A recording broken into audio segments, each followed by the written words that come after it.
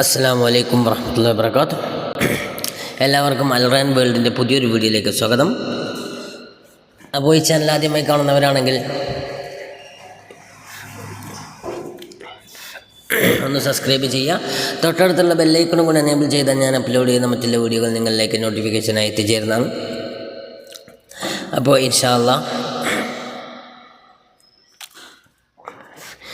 ഇനി ഞാൻ നിങ്ങൾക്ക് മുമ്പിൽ എത്തിയിട്ടുള്ളത് ബഹുമാനപ്പെട്ട തഅവ ഉസ്താദിൻ്റെ സ്വരാജ്യ സ്നേഹം എന്ന ബൈത്തുമായിട്ടാണ്. എല്ലാവരും സബ്സ്ക്രൈബ് ചെയ്യുക, ലൈക്ക് ചെയ്യുക, ഷെയർ ചെയ്യുക, സപ്പോർട്ട് ചെയ്യുക ഇൻഷാ അല്ലാഹ്.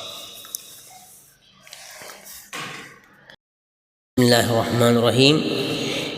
സ്വരാജ്യ സ്നേഹം വേണ്ടതാണേവനും, ഈമാൻ്റെ പൂർണ്ണത അപ്പോഴാണ് മനുഷ്യനും.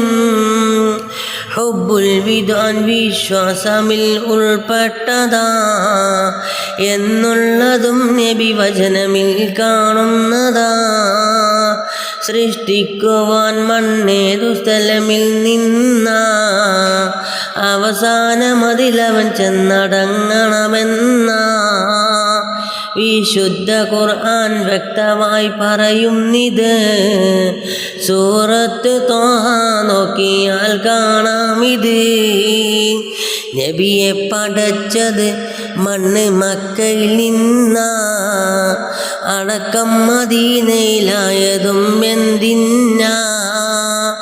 തൂഫാന്റെ കാലം മണ്ണൊലിപ്പിൽ പെട്ടുപോയി, മദീന ഭാഗമിൽ വന്നുറച്ചു നിലച്ചുപോയി. അതുകൊണ്ട് നബിയുടെ ഖബർ വിടമായി വന്നു എന്നുള്ള വിവരം ഹലബി ഒന്നിൽ വന്നു. സ്വരാജ്യ സ്നേഹം വോട്ടിനല്ല വേണ്ടത്, അതുപോലെ പാർട്ടി വളർത്തുവാനും അല്ലിത്. വിശ്വാസിയായാൽ അവനിതും അനിവാര്യമാ, അതുകൊണ്ട് ഭൗതിക ലക്ഷ്യമല്ല ആത്മീയമാ.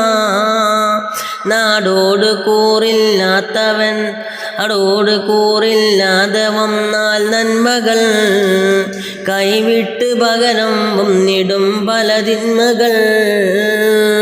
അസ്സലാമു അലൈക്കും വറഹ്മത്തുള്ളാഹി വബറകാതുഹു.